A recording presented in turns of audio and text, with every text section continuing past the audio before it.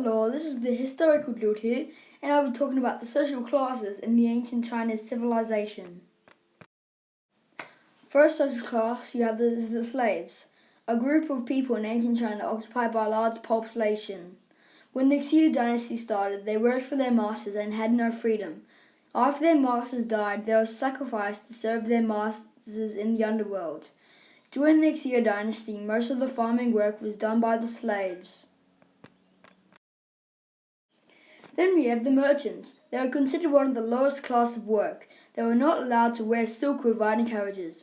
Little respect was shown for the merchants, even though they could achieve wealth. They were despised because they didn't produce anything, but rather transported the goods made by others.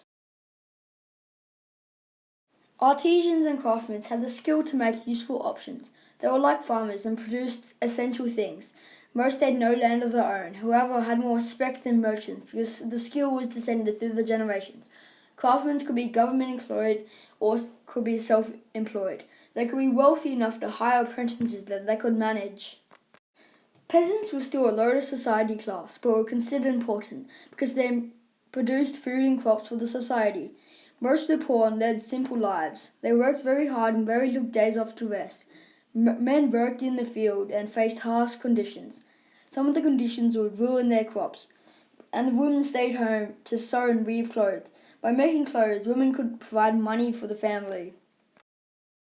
Nobles were at the higher end of the social class and were very privileged. They were typically family of the emperor or empress and those who were one of the best in their field of work. The rank of noble changed frequently, depending on who gained favour with the emperor. When the new emperor arrived, he would often change the nobles. Nobles became landowners and collected tax of the people who lived in that land, so that they could become wealthier. They gave part of their money to the emperor and in return got protection and privileges. They lived in expensive homes and wore fine clothes and jewelry. They hunted wild. The final class is the emperor. They are the highest social class and rule over China. They were part of important families. Well, I've got to go. What are those flowers?